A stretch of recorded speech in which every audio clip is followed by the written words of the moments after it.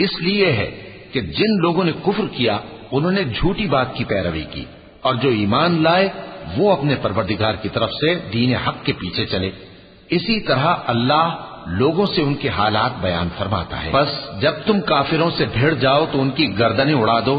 یہاں تک کہ جب ان کو خوب قتل کر چکو تو جو زندہ پکڑے جائیں ان کو مضبوطی سے قید کر لو،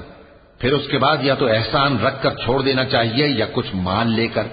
یہاں تک کہ فریق مقابل لڑائی کے ہتھیار رکھ دے۔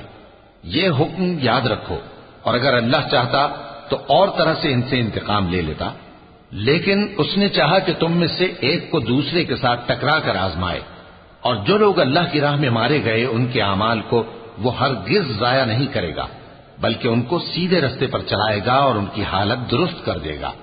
اور ان کو بہشت میں جس سے ان کو پہلے سے واقف کر دیا ہے داخل کرے گا۔